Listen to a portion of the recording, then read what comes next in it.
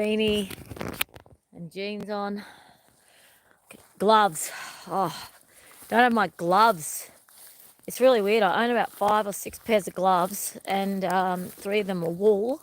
And I'm not sure why. There must be pockets of jackets or in a section of a bag. But I was looking for a pair last night and I couldn't find them. And then I just then went to find a pair because I knew I'd need some for this walk. And I'll find them hopefully tonight or tomorrow. Anyways, it's funny. The weather has definitely gone chilly again. It went up to 2 degrees this morning. So yeah, I chose to light the fire last night again. And so grateful to have this load of wood. So grateful. So I've got a big load of wood. One day before we got 3 days of really hot weather. It was really interesting. So I bought the big load of wood because we were urgently needing fires every night. And then the day after I bought the wood, we had all these hot nights and hot days for 3 or 4 days in a row. Really amazing hot night weather. It was like I was wearing summer dresses in the day, and you could sleep with no fire. Could even have the doors open. It was really interesting. And then, and then after 3 or 4 days of really warm weather, then we had some really rainy, grey days for really heavy, rainy, grey days for about 3 or 4 days. And now I've got this real chill factor going on. Like you can feel real frost and snow in the air. And yeah, it's interesting. My special friend said to me just then, we're just on a phone conversation, and he's like, oh, it was really cold this morning. I said, was it? Like, I got up at bed at 7:30 in the morning. But apparently it was really freezing cold at 6 a.m. And now it's 6 p.m. and it's really cold. Come on. Yeah, really cold. So anyways, yeah, it's interesting. Spring in the wheat belt. Because today, when I was out in the sun, I felt like I was even getting sunburnt. And I got very delayed, which I'm about to get onto in a minute, with this dog walk. Because of what I was prioritising, and then I have to do dog walk because I've got the op shop duty tomorrow. So I don't get home until about 5ish usually, 3:30, between 3:30 and 5, and I'm often exhausted. Op shop duty is really because I do all the organising, all the clothes organising, so the unpacking, the hanging, the organising, the culling. And I deal with customers, and I deal with dressing them and helping them find good nice clothes that suit them, and deal with all the but anything to do with money I pass on to the other volunteers. I just want to deal with the colour, the organising. But what I'm doing is a lot of lifting. I'm always on my feet all day, moving heavy stuff around. So lots of moving around the clothes on the racks when I'm actually organising. So basically, the op shop job is actually really hard. Oh, really hard. And I've got a nun that helps me out. And the other day she goes, oh, I'm always so tired after, she's only there for a few hours. I'm so tired after the op shop. I said, it's because you're on your feet, love. I said, it's because you're on your feet, walking around on all day non-stop. That's why waitressing is also really extremely painful for the body. Anyways, got op shop duty tomorrow, so have to take the dogs for a walk. Had to get out here. Thought I'd do a live because I'm out here. It's not a spectacular sunset today. As you can see, it's just a normal sunset time. But, it's still a really special time of the day. It's particularly cold right now. My friend was just telling me that he reckons it's dropped in the last 20, 30, something, 40 minutes. It's just dropped probably about 5 or 6 degrees. Just so it's actually colder now than what it looks like, okay? Anyways, interestingly enough, Zena's not jumping in the water and going mad in the water, which must prove just how cold it is. But the topic about prioritising needs, the reason why I've actually done that as a topic is because I've got theatre rehearsals tonight, and I keep tempted to... A few times I've been tempted to say sorry, I've got hair that won't get out of my face. There's a couple of times I felt really tempted to say to the director, I I don't think I'm going to be able to manage this. I'm sorry. I don't think I'm going to be able to remember the words, or because I've got not just my own songs to sing in the play. I'm in group songs, and I've got quite a few lines. And but I'm going. No, I'm going to do it. I'm going to stay committed. Something went wrong. Try again. Maybe might have lost you all. Come on. Anyways, I basically, every time I feel like pulling out, I go, well, I can't now because the play's in 2 months and they don't have enough time to get someone to do my character anyways. And I'll regret it. I know I'd regret it if I pulled out. Like, even if on the night I only remember half of my lines. Like, there's some other people that set first play as well, and there's some others that are really doing it for years. They really know their stuff, so they'll be able to carry us. And they've got the big roles, the big leads, and I've got an important part in the play. Like, all the parts are important, but technically, if I forgot half of my line, I already know that the people that are in my scenes, I already know that they'll. Anyway, they know I'm nervous. They know I'm nervous, and they go, "No, you can do it. You can do it. You can do it." I think it's going to be all right. We've still got another 2 months of rehearsal, so I think it'll be okay. But basically, I prioritise my rehearsals today. I prioritise going through my script, and not just going through my script, but actually reading the play and understanding everyone's characters, and trying to work out different accents for my voice, and trying to get into my character a little bit more, and giving it commitment, like giving it integrity. Because if I say yes, that I'm going to be part of a play, well, then I need to actually take it quite seriously and actually commit to it. So when I say prioritise our needs when we're on a healing journey, it's an interesting topic, everyone, because this whole theatre production is a big deal for me. Like, I'm doing rehearsals Mondays and Thursday nights. It means I have to get away from home, work out how to make sure the dogs are okay while I'm away at night, especially when it's on a cold night. Pardon me for burping. I had my son living with me for a few months. So up until he just recently moved to Melbourne. So up until he left, I knew he was at home and there was someone else there with the animals. And now it's just me going with the animals, and do I leave them out? Do I leave them by the house? That question of what to do when I'm not home at night on these cold nights. It's a big deal, everyone. It's huge. Because it's only 2 hours. Can I leave them out until 9 p.m? How cold is it going to get by 9? Will I be able to focus on my script knowing that I've got an outdoor area. So it's not like they're an outdoor undercover area, so it's not like they're outdoors with no and when they stop ripping up cushions, I'll let them have access to the deck, but they can't be on the deck unless I'm there, because but tonight maybe I can test them with the deck. Maybe tonight could be the test, because I've been they're both pups. I've been leaving my shoes. I used to hide my shoes and put them up really high, and now they're not going for my shoes. I haven't seen anything ripped up in the last week and a half. I'm slowly winning the battle with the garden. I've been taught I got taught the philosophy of why when I'm gardening, they dig up what I do. It's because they want to be involved in what I love so much.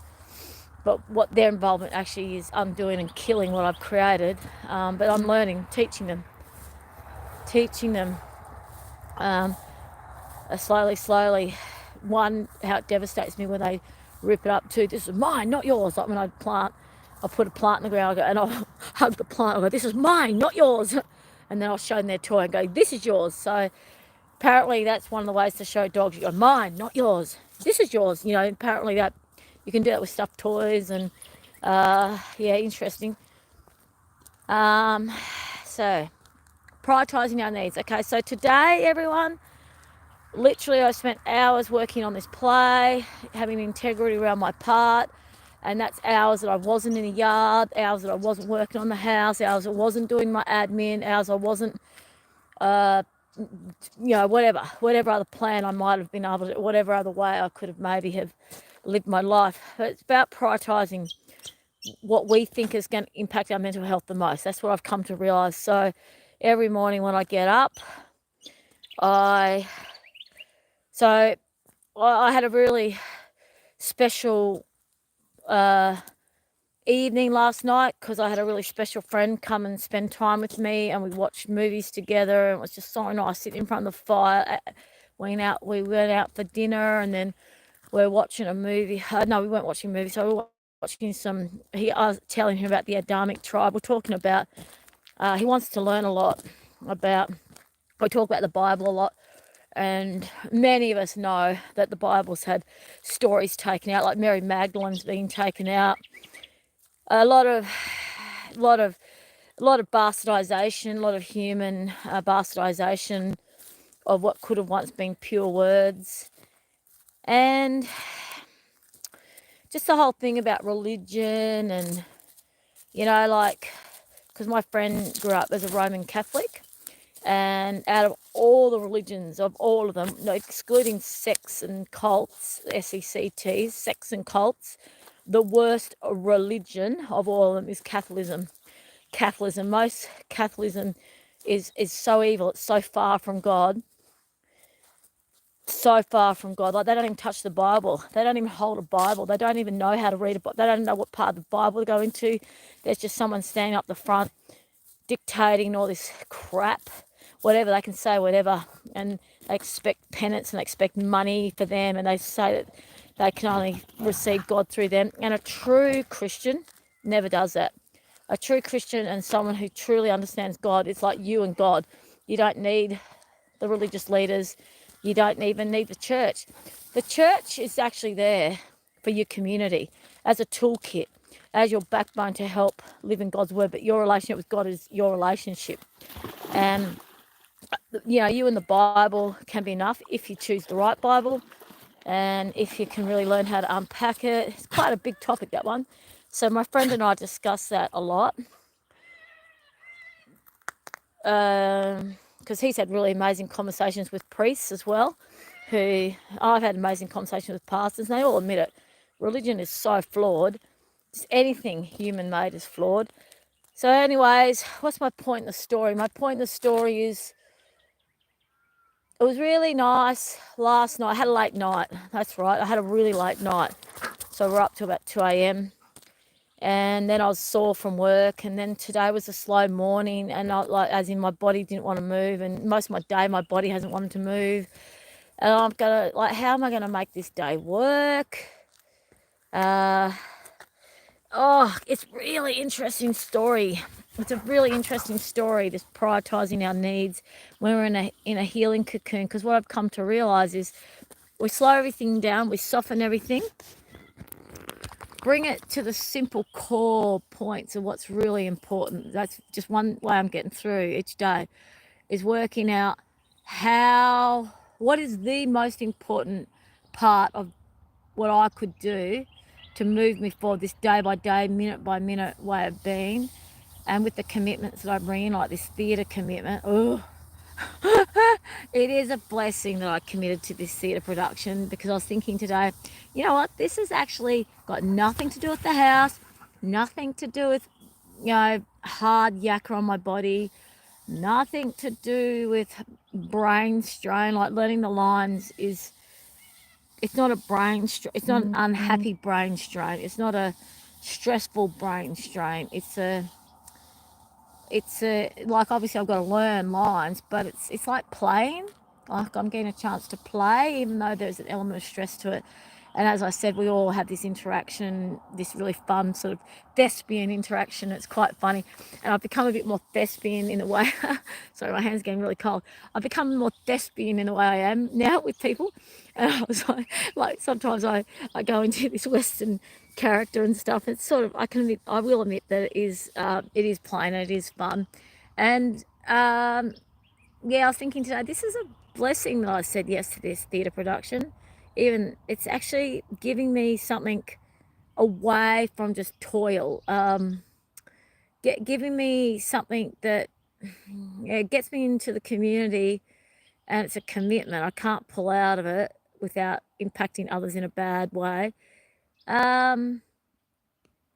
So yeah, I prioritise that today, and then tomorrow the community op shop again. Like the commitment to that is interesting because both the theatre and the op shop take me away from what you could say is really important, like get the plastering done so I can get the waterproofing done, so I can get the tiling done, so I can get the shower head reconnected, so I can actually have showers again. Uh, I've got this wood bearer dividing the two rooms that desperately needs oiling. It was supposed to get oiled last year, and the wood, supposedly it needs the linseed oil or it's going to crack. I've got so much work to do on the house. So much work, not even work that I haven't started yet that needs to be done, but so much finishing off of projects that got started like a year ago, and I look at them and I just keep going, oh, this is like so hard. And that you keep thinking that should have more of a priority for me, but that necessarily isn't so good for my mental health, and neither is the admin. Like, I know I should be doing admin. Like, admin's so important, but it's not really that good for my brain at the moment, because when I do admin, I really see that how much money I need to actually keep everything going is so much higher than what I've got. And how do you pay bills from nothing? Like, how do you pay stuff off? And it's been a recurring pattern in my life, but it's actually more full on than it's ever been before, because I've got this old house on a big block of land and 3 animals and an old car, and I'm in an isolated country town, and I'm just like, with the aging body, with a body that's got a lot of injuries, and if I'm to be really respectful and gentle to myself, I have to be mindful. I can't work more than 2 or 3 days a week, so that impacts my income ability and my expenditure. Well, I could rent out. I've got 2 spaces that I can rent out. I could rent out, and I could be making, 500-600 a week from renting out the rooms. But then I've got to worry about, are they going to do the right thing by the animals? Are they someone that I really want to share my space with? I've had this conversation with a few people as well. But that is one thing that a couple of people have suggested, and I know is the most obvious form of income making. I've even got room in the back that someone could put a caravan in the back. I actually could make money from having tenants. But technically I don't feel like the bathroom's ready for people. Oh my gosh. Apparently that's just playing. One of my friends said to me, okay, oi, come here. Come on. Watch this. Apparently this is just playing. Come on. To me, that seems a bit aggressive. Come here. Come say hello to the YouTubers. Can you just relax, please? Can you relax a little bit? That sounded just a little bit aggressive. But they do that. They do. They do have, dogs in general have pretty rough way of playing, don't they? They weren't being aggressive at all. They weren't snarling teeth or anything. Just sounded so. Oh, what's my topic? Just that, everyone. Like, today was really like, I was in bed going, oh, I really need to get up. There's so much I need to do. And I'm going, oh, my body is so sore. And then I went, you know what? I've got commitment tonight that I have to go to. That's the rehearsals. And then I've got op shop commitment tomorrow, which is a massive commitment. I can't, if I didn't go, the op shop wouldn't succeed. It would stop without me. She shouldn't be able to run it without me. And so she would have to shut down until she found someone else to replace me. But basically, I thought, yeah, I'll just let my body rest. And I was too tired to even look at YouTube articles or anything. I was just lying there in bed, just being really still and just letting my body just rest and going, yeah, this is healthy, this is good, just to lay here and praying for my body to heal. And today when I was doing my rehearsals and I was getting up, every time I got up to make a coffee or a tea or have some lunch, I'd try to move. I go, sitting for too long, going, So everyone, this restoration process, this healing process, and when we prioritise, I've actually allowed my life to become really simple. And it's I was speaking to my friend last night about, like, he's a really dear friend, and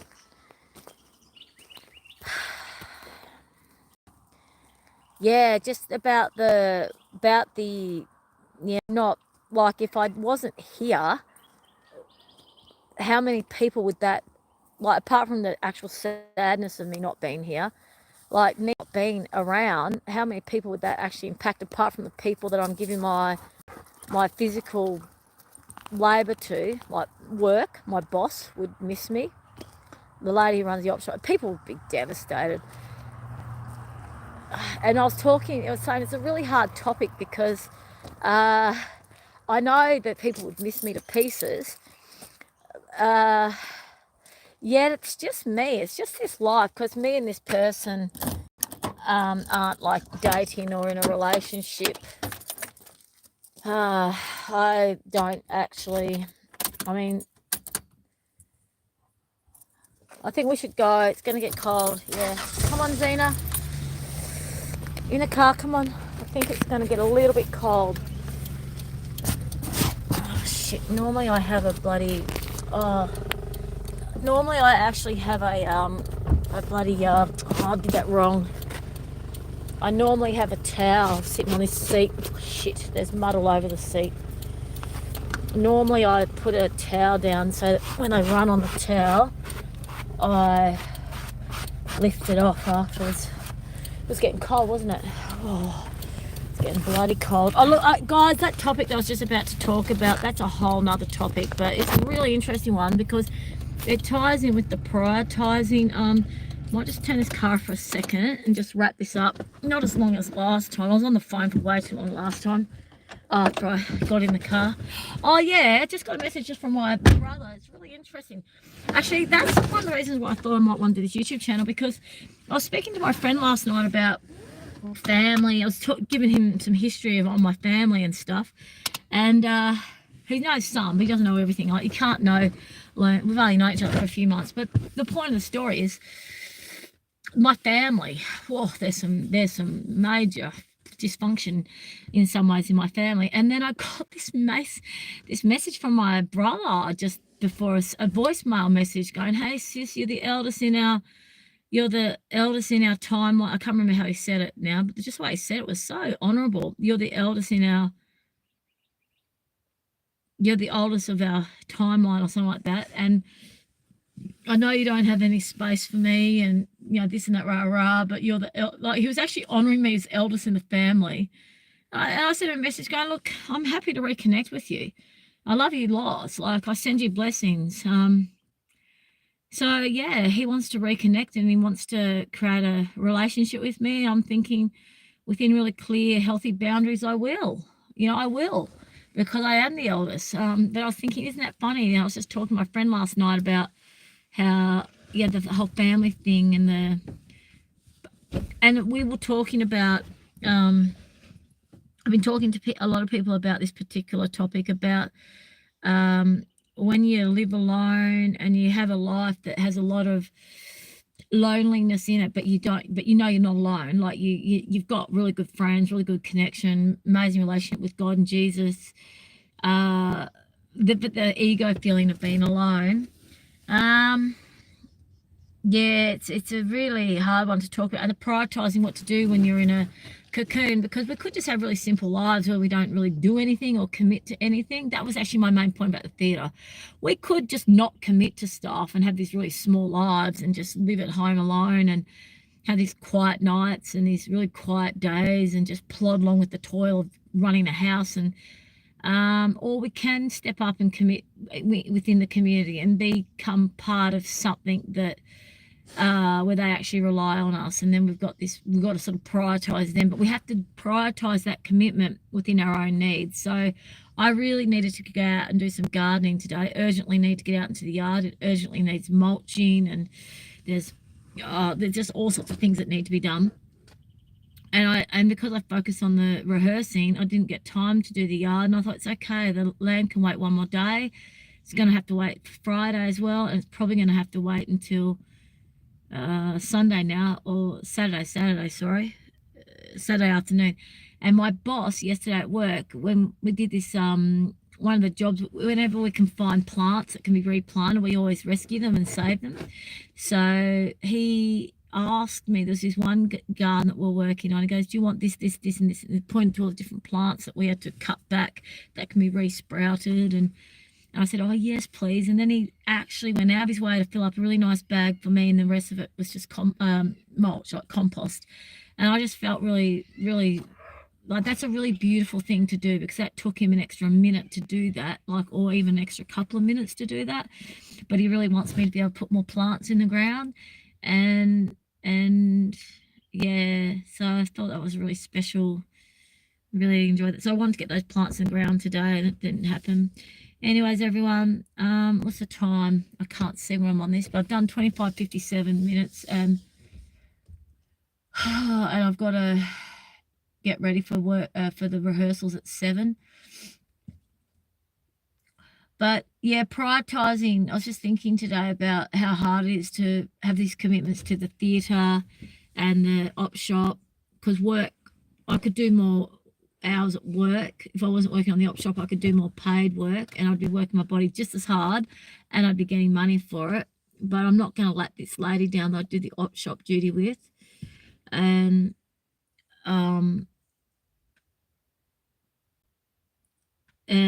yeah, I just found that really interesting, prioritizing our needs. And when we've committed to something to do with the community, it's really making us step up out of our comfort zone, step up into, you know, being part of service to humanity. And then that does come with, well, let's use the word obligation, commitment. And then in that obligation, commitment space, we do have to be mindful of, where are we not honoring our own needs? Where are we prioritizing something else more than what we actually need for ourselves? So it's a pretty big topic. I am really glad that I prioritized rehearsing and practicing, because now I feel like I've got more integrity around going to the theatre practice tonight. And I also feel like it's okay for me, like I'm not going to let the team down. Like, it's helping my mental health out. The more I learn my lines, the more I won't feel so stressed that I'm part of this theatre production. And I hope that makes sense. So that's me prioritizing my need to learn my lines, is me looking after my mental health, and me not giving up on the theatre is me looking after my mental health, and me joining the theatre in the first place was looking after my mental health. And then it's the same with the op shop. I started that so I had routine and something to do, and I was the lady who invited me to do the op shop is the lady who sold me my house. And she loves me to pieces, and she was aware that I was in a really hard, not good space. So she wanted me originally to be part of the op shop so she could have me near her, so she could keep an eye on me, so she could make sure she could give me lunch and give me love and give me support. You just saw the light change, didn't you? That's because it's getting dark. And initially when I was going to the op shop, really it was about me being with her, me just being next to her. It wasn't about the op shop at all. It was just me being next to this beautiful, darling woman who I call Claire Bear. She's like a mama bear, Claire Bear, and she wanted me near her. She wanted to protect me. She wanted to make sure I was okay. She's a very busy woman, and her way of doing it was to bring me into her weekly commitment. It's her op shop. She's done it. She started 6 years ago. And then since then, I've just become such a big main part of the op shop that now our relationships develop more as peers. I'm learning much more self-confidence, and with her also, I'm holding her to account on where I see she's overextending herself, not looking after her, because she's in her 70s. And I think she does way too much on her body. I can see when she's about to cry. I can see when she's overwhelmed. And like a loving sister, I'm holding her to account for her well-being. So now we've got this sisterly relationship, like we're family. So thank you, God. Thank you, God, for that. And then the other thing is, with the op shop duty, I'm having access to the community, and we get a lot of repeat customers that come, not just to look at the clothes, but and the other bric-a-brac, but to talk, to chat, to have relationships, to have friendships. And I've actually had a few people that come there to talk to me, and this nun, she helps me out she helps me with that hanging when we go through the bags of donations. And I take a lot of stuff home and wash it as well. But the nun and I are having really amazing conversations about God, and she's a Catholic nun. So it was really interesting.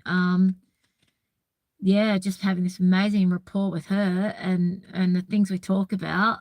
She's amazing. She's next level amazing. Like, I'm so glad God brought me her, and I've got this relationship, developing a relationship with a nun. Like, to learn a nun's way of looking at life is really quite amazing, quite illuminating. I talk to her about, I say, it must feel really nice just getting up in the morning and not having to choose what to wear. Not told what to wear, as in they get a selection. And the simplicity, I said, the simplicity of not having to deal with husbands and children, and she's like, yep, yep. Like, so she can just focus on God, and in a way that others of us that chose to become parents and chose to get married, but just the funny thing of choosing what clothes to wear in the morning, and they can choose between different shades of blues and greens and certain shapes and styles, and really simplistic in a really healthy way. Like, it helps them focus on God. It keeps their life simple. So I've been loving my conversations with Sister, and loving my relationship with Claire Bear. And one of my youngest brothers reaching out wants start a relationship. I'll do it very carefully, and prioritizing my needs. Everyone, my life, as a lot of our lives, it's riddled with anguish and pain. And my beautiful friend, when he left this morning, about 2 a.m., it was really late, he goes, be safe. And we had the biggest, hold each other really tightly, and so much love and care and affection and support, and be safe. He could not have found better words to say, be safe, because he really cares about my well-being, but he's not going to overstipulate his care, because he's already got too many commitments. He doesn't want me to be independent. He doesn't want me to over-rely on him. He wouldn't be able to give that anyway. So there's a lot of honesty there, and I can't rely on, you got to be mindful of who, like, that's what I was talking to so many of my friends about. It's getting dark, isn't it? So many of my friends, we had this conversation about belonging, family. One of my friends rang me the other day, and we had this conversation about trust. And it's a big conversation, trust. It takes a lot to, it takes a real lot to really trust someone, and to really know that someone's really got your back, and that someone really genuinely cares about your well-being. And it takes a real, I don't know, I'm feeling this urge to chat to you while I'm driving. So I might actually I'm going to be home really soon. I feel like these YouTube channels are really interesting, everyone, because I never know, it's funny, I never quite know when to shut them down, because what I've noticed is when I start talking, I get on a roll. And God actually wanted me to do this. God actually wanted me to do this YouTube channel, and now I actually know why. Now I realize God wants me to just freely talk, freely talk in a way I've never spoken before. I've always been I'm just trying to find a space for the phone. I'm just going to put it there for the moment. I'm really not very far from home, and I might actually just look. If you're still listening by the time I get home, I'm fine about that, okay? And if you leave, that's fine as well. I've just come to realize that God just wants me to talk to people about what comes to my mind, because for years and years and years and years and years and years and years, I've had people tell me I'm really wise, I've helped change their life. My words of wisdom have illuminated something that they were anyway, I've had for years and years and years, people have just said that I'm really wise. What I say has got a lot of merit. I've got a lot to share. What I share is of high value. It helps transform people, it helps heal people, transform the world. And I started to take it a little bit more seriously. I actually started to believe people to the point where I started getting more confident and more clear. So when I was out at doofs, or when I was out in a social activity, or I started feeling more brave to speak my mind a bit more and share my values and opinions and what I've learned. And I've learned a lot through my uni studies. I've learned a lot through all my philosophy books. I've learned a lot through being a parent. I did a lot of parenting courses, relationship courses. I've had to do a lot of learning about wise mind. I had to do a lot of healing to learn how to heal my anguish and pains and traumas, and just listen to a lot of people, to their stories. And just as the time goes on, started to embody the fact that I had something to share and say that actually benefited people, and that I was an amazing listener. And by listening with an unfiltered, like listening with clear, active listening mind and wise mind, I was able to hold space for people, and people were able to go really deep with whatever they wanted to share. And these skill sets just developed more and more over the years. And then when I got asked to do this YouTube channel, gosh, the amount of times I've just gone, oh no, oh no. And then every time I think, oh, this is something I'd love to share with everyone. Now I'm starting to think, this is something that someone would get merit from. And this thing about prioritizing our needs. So when we step up and we commit to something, we immediately are adding pressure and obligation into our life.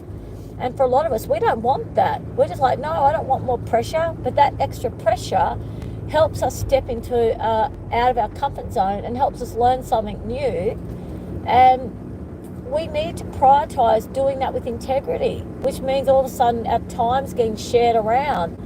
And then our days are already so busy, so hard, we've already got so much to do. And then it just becomes even more overwhelming. And then we think, why did I say yes to that? But the truth of the matter is we said yes to it because we had to. It's what we needed. We mentally needed it. Our heart needed it. The child within us needed it. I've been encouraging all these people to come and join the theatre as well. If not this play, then another play, because it actually is really quite an amazing thing to do, just to be a thespian, be part of a play and get into characters and meet people that you wouldn't normally associate with. And okay, I don't know, guys.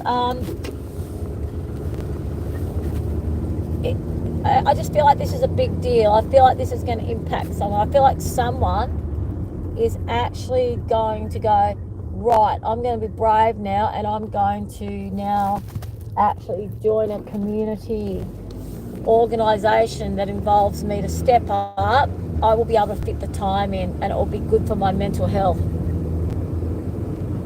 Because the main thing is it allows you to become part of the community, and there's nothing more honourable and healing than being part of your community and belonging to your town. And my friends and I have been talking a lot about this process of belonging, and the process of belonging and authentic belonging. So process of belonging and authentic belonging. Big topics, everyone. Really, really big topics. And I know this will resonate with someone following this YouTube channel, because I've been told by God everything I say resonates with the right person. Come on, Zena.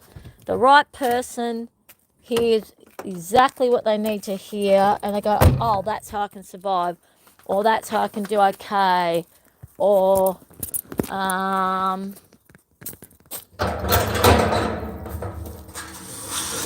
on. So,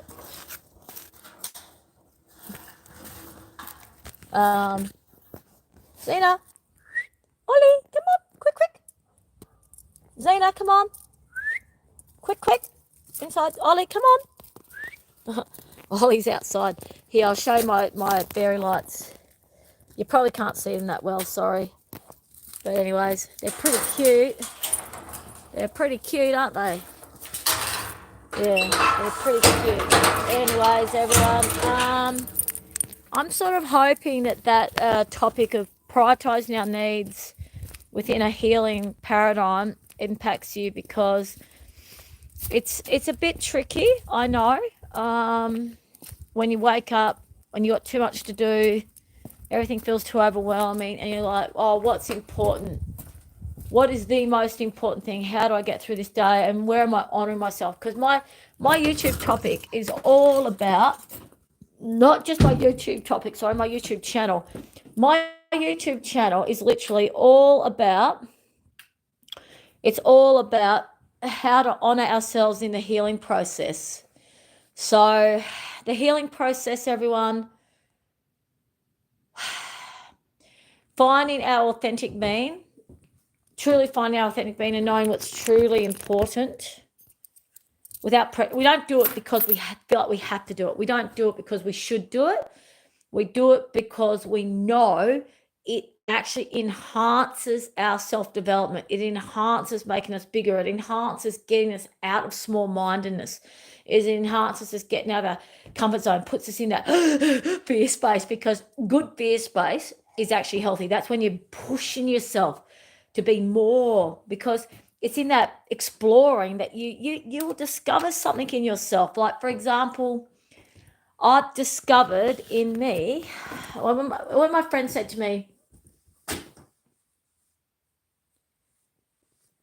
I don't know what that means, you lag and from, I don't know. Someone just sent me a message and I'm not quite sure what it means. I was in a low internet area, and now I'm in a high internet area, because now I'm using my own actual internet. Before I was just using Wi-Fi. Oh, not Wi-Fi, phone, what do you call it? Well, that beam up there is the one that I've got to oil. It's a big beam, just another big job. Got lots and lots of jobs in this house to do. So many jobs. And a lot of those jobs actually make me want to, not in a sad way, not in a poor me way, not in a why do you mean my life is absolutely horrible way. Well, what is the time? I've got half an hour to go. Okay, someone just from the Wild Wild West just put a message on our chat site. Basically, everyone, not from a poor me stance, I have got a shelf up on the, I don't know if you can see it, I've got a shelf up here, but it needs to be, it's going to fall off.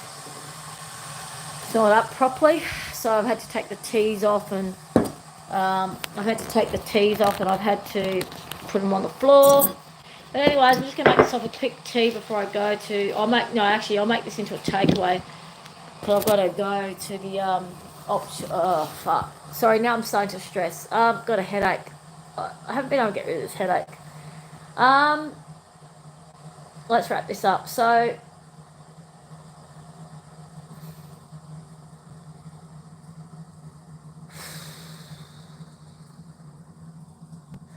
everyone's got different lives, and some people have got more responsibility than others. Okay, so that's a given. I believe that if we, like, there was a time in my life when I really didn't have to be anywhere at a certain time. I didn't have a job at the time. All I had to do was take the dogs for a walk. And obviously I had to do a restoration time because I was just too broken, I couldn't move, and everyone was like, you've got to do this outright healing time. But then I was saying to God, but there has to be a time when I step up from that. I've got to be in action. I can't just be doing nothing. But in that not doing nothing, we can't just be busy for the sake of being busy. And so I had to be really mindful of what job to take on, because it had to be a job that didn't injure my body, that didn't impact my mental health, found and got the perfect job. Just, I dibbled and dabbled around.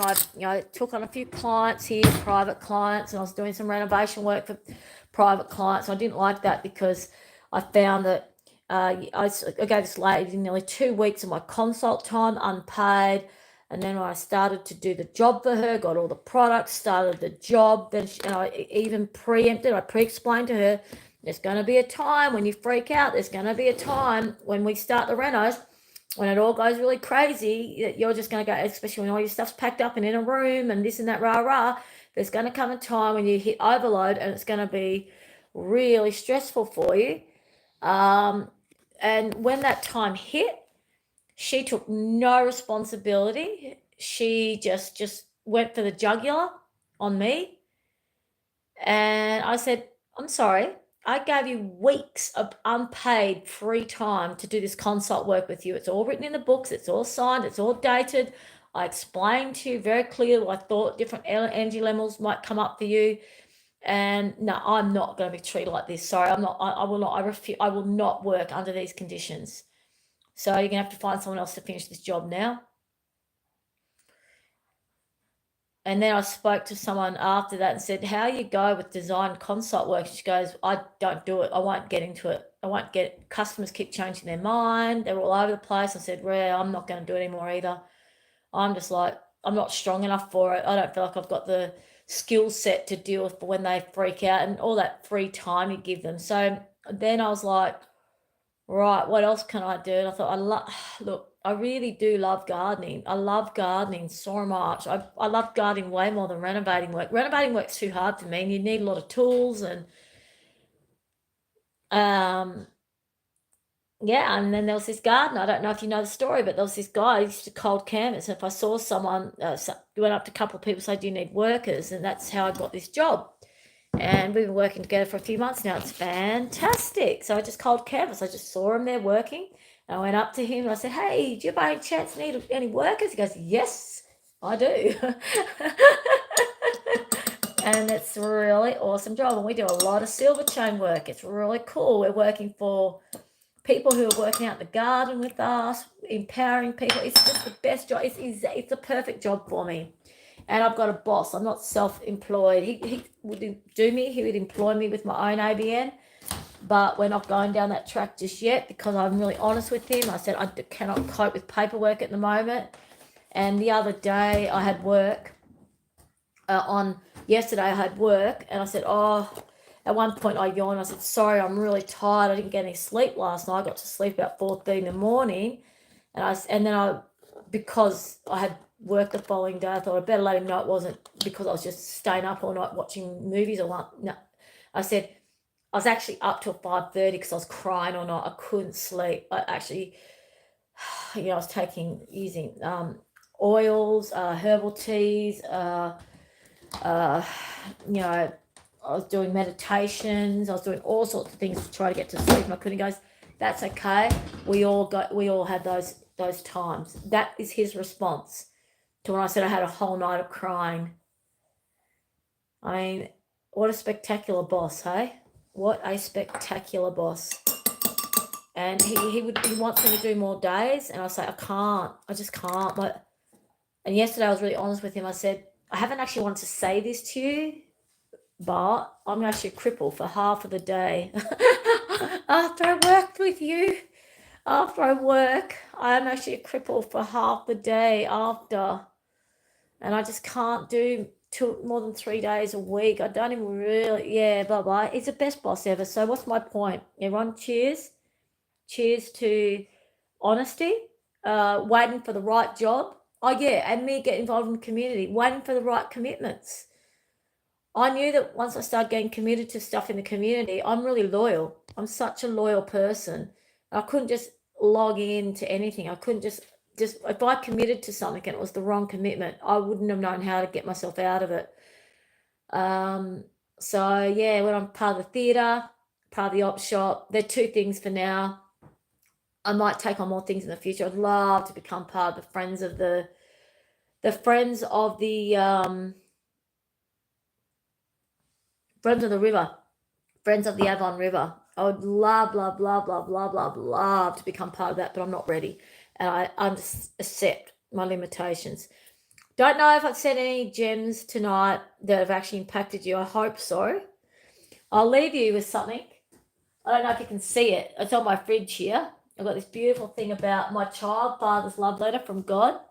And I've also got atonement. I've got this little note here about atonement. Everyone? Atonement, process of removing obstacles to reconciliation with source and higher self. So that's what I've been working on. And I'm also working on receiving, and I'm sorry from my husband.